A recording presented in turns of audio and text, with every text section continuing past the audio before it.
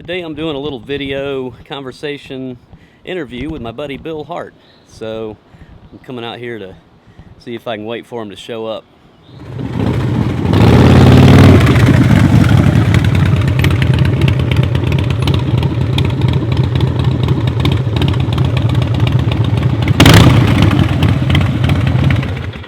Hey Carl, how you doing? Good.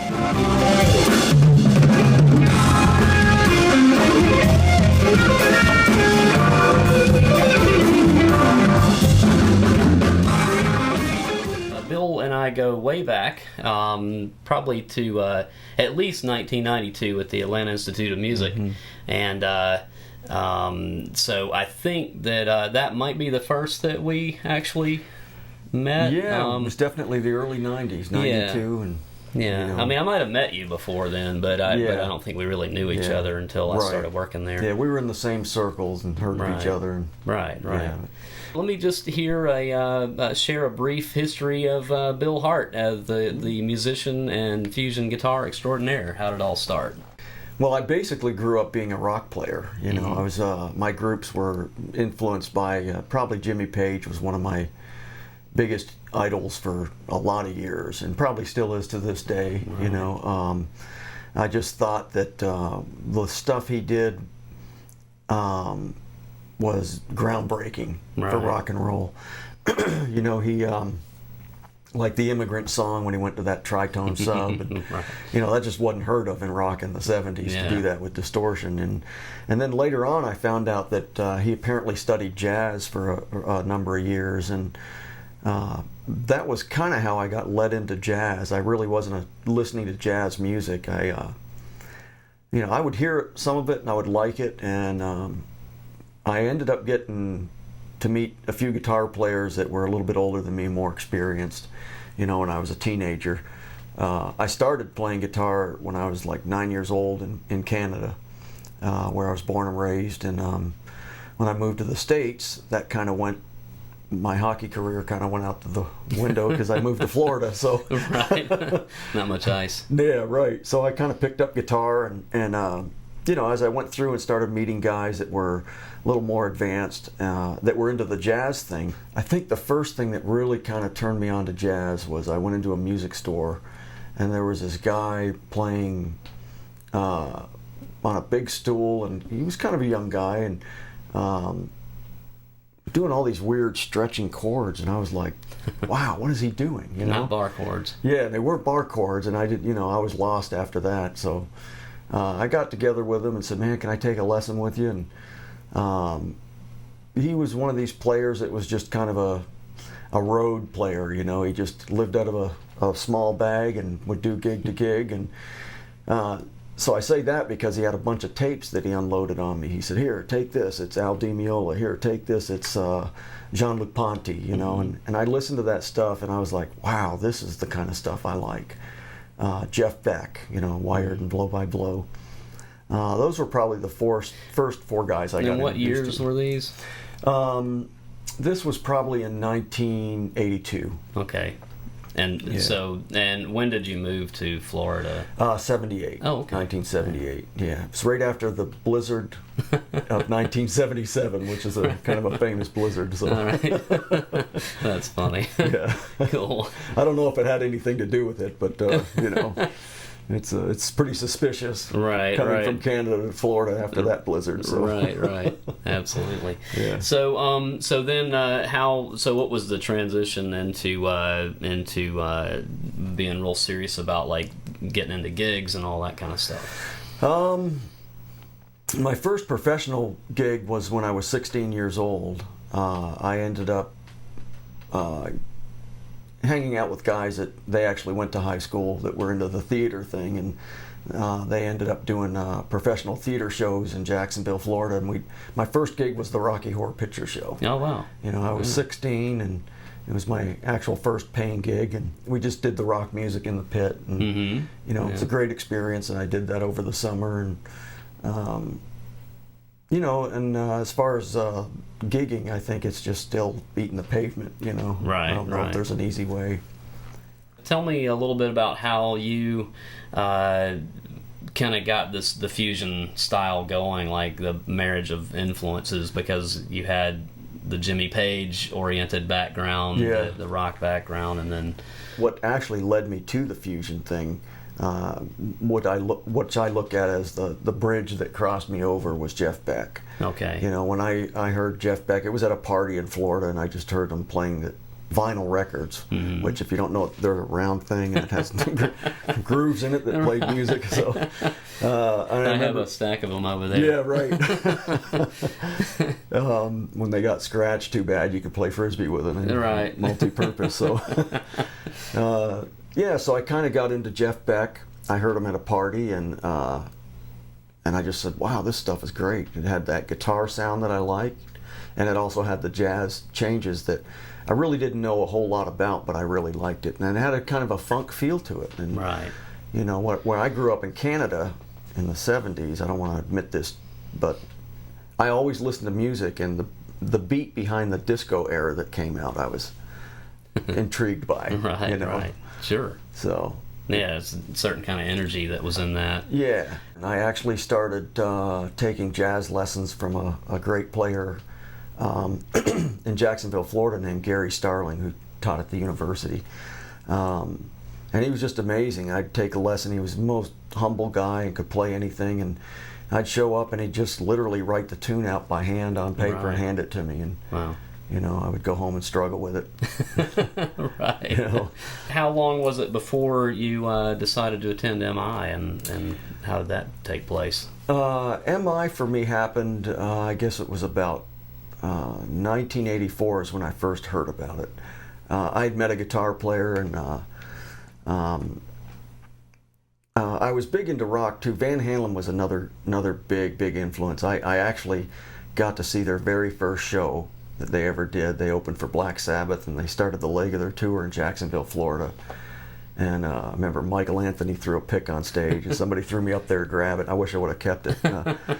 You know, but during that time, I met a guy that we were both kind of into the Van Halen, and I guess it was like 1984. This guy gave me a clipping out of a guitar magazine and said, "Here's where Eddie is and all these guys in Hollywood." And I probably held that clipping for a couple of years before I could, you know, figure out how to get out there. But, right. You know, you couldn't just Google it back then. Yeah, you couldn't Google it. Right. Yeah. And it was a little bit of a struggle, but I wouldn't trade it for anything. It was probably one of the best years of my life. Was you know, I went out there and kind of got stuck in a situation where I really didn't have a place to live, but I really didn't have anywhere else to go because I was going to just try to get back there. So I stayed, and I think I sat on Hollywood Boulevard for about 10 minutes, and this guy that I met in Atlanta walked by, and I said, "Hey, Jimmy, can I stick my amp at your apartment?"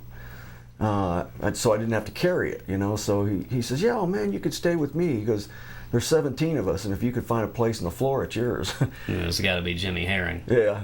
There's 17 guitar players. I was in heaven. So how did you get back to Atlanta?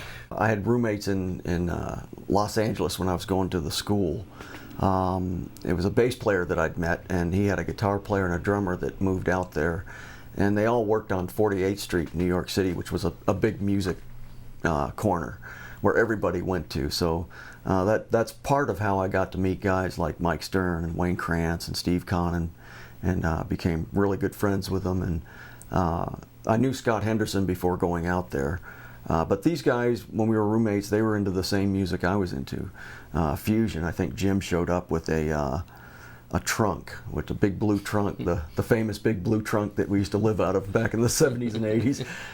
And it had nothing but CDs from all different kinds of fusion players, and Bill Connors and guys like that. So I was planning on going back to New York with those guys when Steve Freeman called me and offered me a job at the Atlanta Institute of Music. And I was thinking, well, I guess getting out of school and having a gig in music would be a good thing. So that's how I ended up back in Atlanta. Right. Cool. You know. And that was what year? That was 1987. Oh, wow. Or 88, actually. 88, okay. 88, yeah. What's your gig history been like here in Atlanta? And I know you've been doing some playing all around. You've gone out of the country. Yeah. You've done a number of different things, and so maybe kind of tie that together for us about and bringing up to speed about the Bill Hart Band.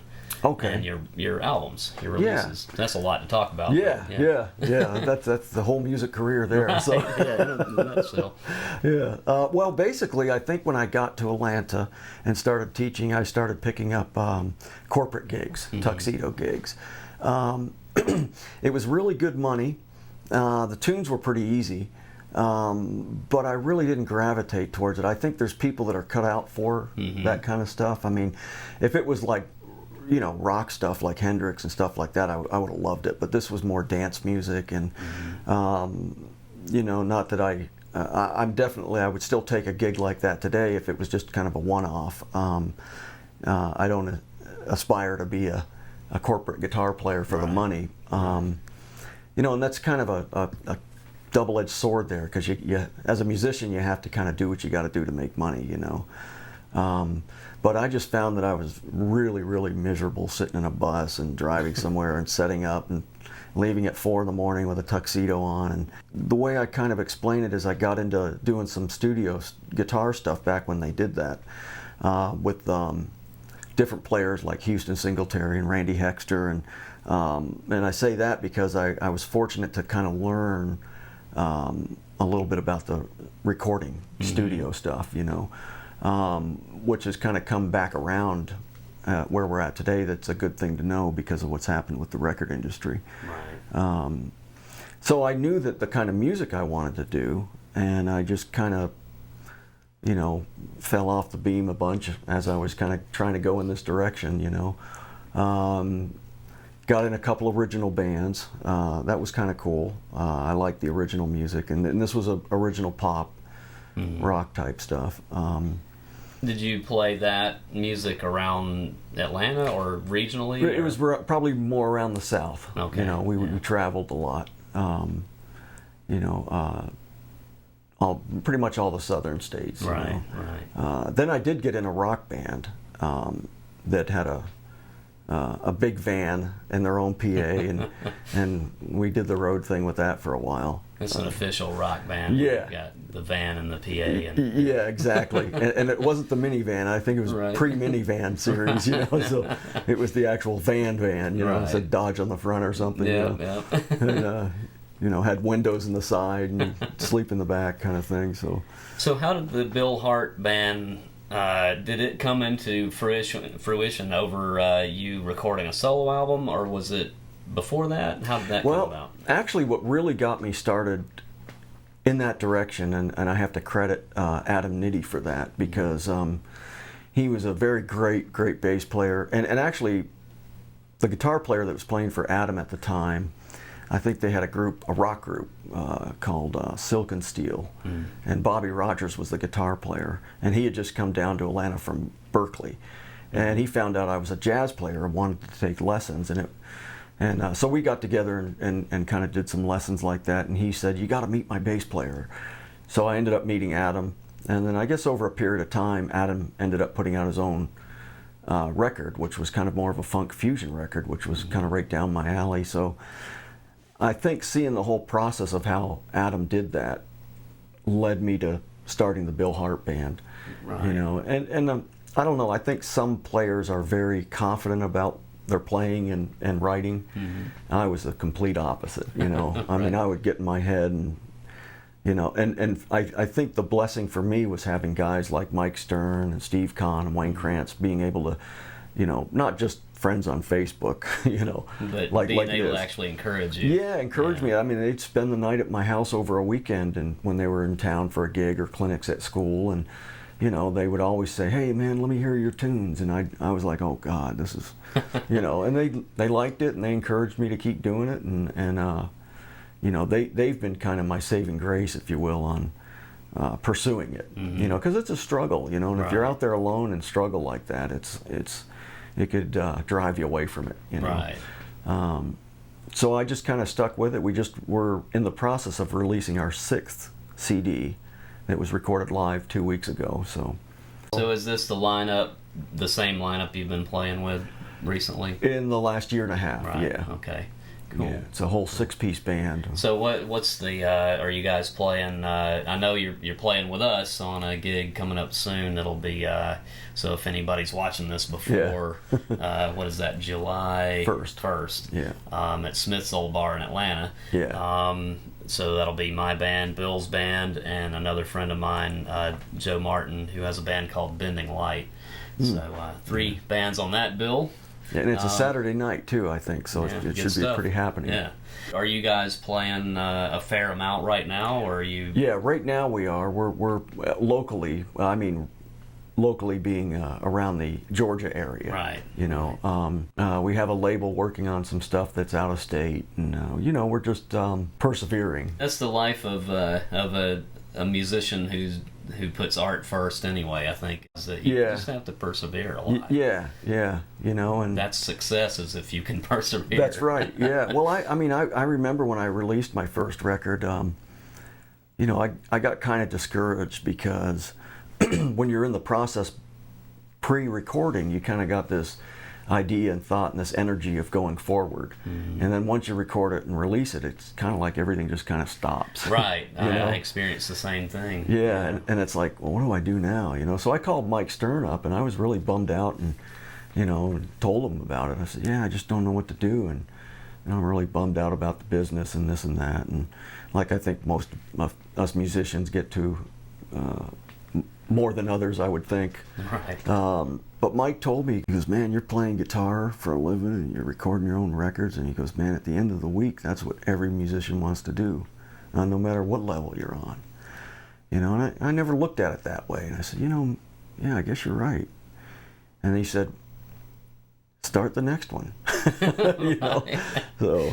Yeah, that way things are moving. That's right, yeah. Maybe tell everybody a little bit about what you're using, your live rig, and what guitar and amp and effects, if any. Yeah, that's an interesting question, I guess, through the journey of effects, being where we come from. You know, it's started out with pedals, and then when I was in Adam Nitty's band, Liquid Blue, I had a 12-space shock mount rack and 2 big cabinets, and you know, I literally had to purchase houses and vehicles based around my rig. I remember that rig. You had the Mesa Boogie cabinets and everything. Yeah, I had the big rig, you know, and as I was using that big rig, I realized the effects that I was really using were just kind of, you know, a little bit of chorus, maybe a little delay, and some reverb. And I was like, well, I could do that in a pedal. Right. You know, and I kind of like the sound of the pedals better. You know, I kind of went back to that. So right now I have an amp. I've got a Fender Twin that I use for a really nice, clean sound, and I play a lot of different guitars, so I have to kind of match the amp a little bit with the guitar. I've got a Benedetto, which is a hollow body jazz guitar. So when I do straight ahead gigs, I use an amp called a Jazz Cat. And I basically just run in and use the reverb on it. I don't really put any effects on it. I've got 2 pedal boards that basically have almost the same kind of thing.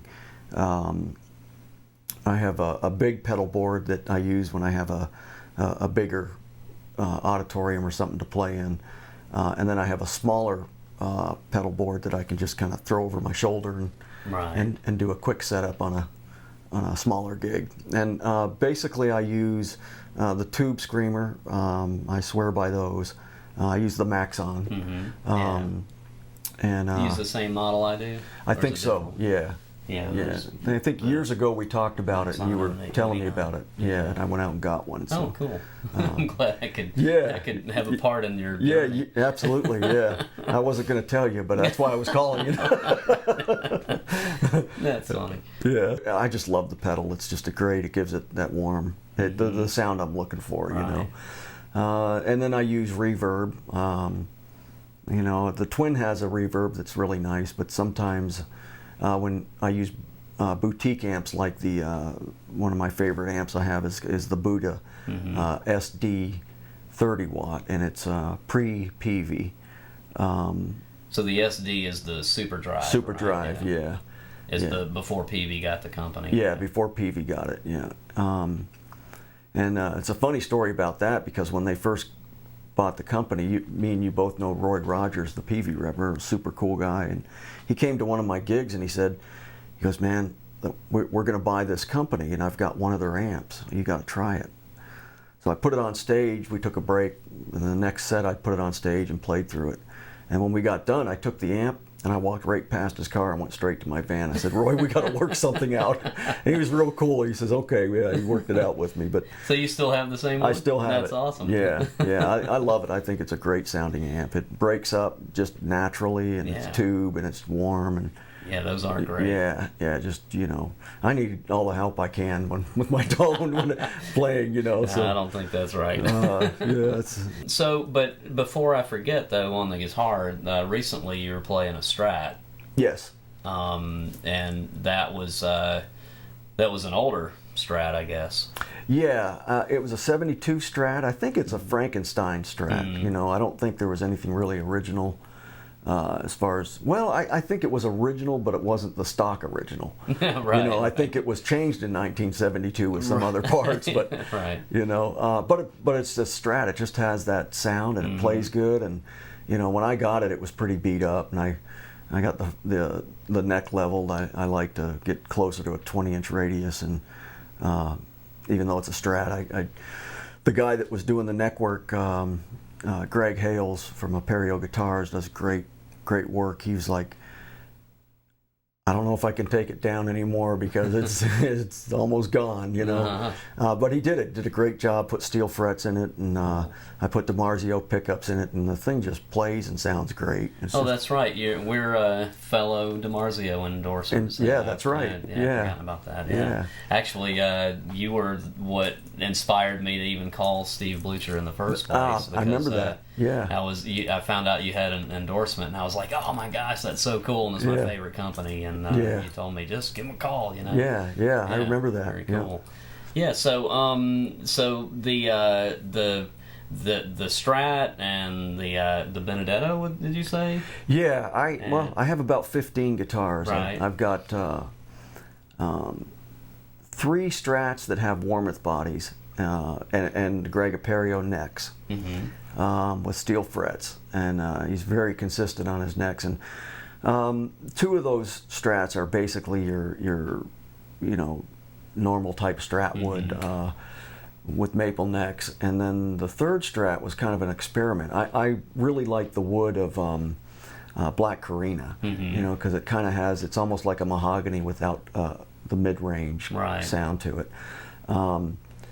So I had Warmoth make me a Strat out of Black Carina, and then Greg had this neck that he made that was a cherry neck, and I went ahead and got it from him, not knowing what it would do, just kind of as an experiment, because I had Strats. So, and it really, I mean, it's a Strat, but it doesn't have that Strat sound. It plays like everything is so even across the board. It's just every note is punchy, and nothing really fades off. It's really a unique sound for a Strat. Then I have a fretless nylon string guitar, a Godin, and then a fretted Godin, a classical guitar, acoustic guitar, and I just got endorsed with a company that gave me a 335. It's the Eastman guitars. Yeah, great playing guitar. Cool. And then of course the Benedetto. And one of my favorite guitars, I don't use it a whole lot because I've kind of gotten into more of the Strat thing, but I have a one of the original Brian Moore guitars. Oh yeah, right. I remember that one. Yeah. It's got the sort of curved body. Yeah, really nice shape to the body, and it could do everything: push pulls and pickup splits, and synth output with its own pickups, and piezo pickup on it. It's just the whole thing. So. Very cool. Yeah. Is there anything that would be like something you could describe in a simple lesson type concept of how something that's important to your style of playing that you'd like to mention? Oh yeah. Yeah, I guess like both of us being in the industry for so long and being involved in the teaching and learning ourselves, it's, there's, I know we all know the scales and stuff like that, but I think the thing that fascinates me more about guitar was probably influenced by Bill Connors and Steve Kahn. And Steve Kahn got it from McCoy Tyner, and that is the voicings of chords. I like taking like modal chord voicings and use different notes within the scale as a cluster. Like if I was playing over a G minor, I could take G and go up a whole step and hit A and then go up a fourth. Right. So that's like a whole step and a fourth, and then I would go up to the next chord tone and go up whatever if it was a minor third or major third. So I would go up that step and then another fourth, Right. And then applying those over a static. Over a static. Yeah. Right. Yeah. Very cool. Yeah. So you're using basically an intervallic structure to harmonize the key and get extensions and right. Exactly. And so forth. Yeah. I'm thinking of it more as a piano kind of player. Right. Rather than piano just playing one chord or scale, he would kind of comp for himself, Yeah. So it's almost like taking a chord solo in a way. It just it fills it up, and when you're doing like trio stuff, I kind of was able to implicate that because the piano's missing, and you only got 3 players, so you don't want it to sound bare. Right. So in some of your lead playing, I hear like melodic minor and maybe diminished scale and things like that at times. So where does some of that come from for you? For me, that all comes from learning jazz. Doing a lot of standards and stuff like that. I really got heavy into the whole bebop thing, even though I don't really consider myself a bebop player, but I got the knowledge from playing the jazz stuff on what scales to play. So sometimes you go outside with the playing, and I think of that as like Jimmy Herring said, like playing over an imaginary chord to get that outside sound, superimposing maybe some tension. Is that what you're thinking when you do that? Yeah, absolutely. And actually where that kind of came from was the 50s when they were doing bebop. Tempos were real fast, and there was a lot of chord changes. And when it got into the 60s, Miles kind of started the cool jazz era. Kind of blue and all. Kind of blue, yeah. And they kind of kept the same 32-bar form of a jazz, but then they just made it very modal at the same time. So I think what happened was the players that were coming out of the bebop era didn't really know what to do with the chords, just being one chord for so long. So they just started superimposing chords that weren't there, but the ones they were superimposing they were playing off of as if the chords were leading back to the modal chord. So it would create that tension. So maybe putting in a dominant of that chord, or a 2-5-1, or even a cycle. Right, yeah, cycle. They would just play all these different lines that you could hear in their lines would lead back to that chord. Right. And that's, I think, is important to understand about outside playing, because I think a lot of cats nowadays that are trying to get into that kind of playing don't understand where it's really coming from. Right. They think it's just playing cool notes. Yeah, it's outside really the chord, Yeah, it's really more like playing bitonal. Right. Yeah. You're playing like there's a chord that's not really there, but you're making it function like it's there. Right. Yeah. And I think the important thing to understand is that chord that's not really there is going somewhere. Yeah, absolutely, absolutely. The relationship back to where you're gonna land. Yeah. Yeah. Awesome. Yeah. So, cool. And that does come from, I think, studying jazz and hearing how it resolves to wherever it's going. So for anybody who's not familiar with Bill's band, make sure you check them out. Check out Bill's recordings. You said now there's 6 or 7 albums? 6. We just finished our 6th one. Okay, cool. So look for those. iTunes. iTunes, you can go to billhartmusic.com and it'll lead you to iTunes and CD Baby and Abstract Logic and all the places they're carrying them. So. And I'll put some links in the under the video. So. Oh, okay, cool. Cool. Yeah. All right. Well, thanks, Bill. Yeah, thank you, Carl.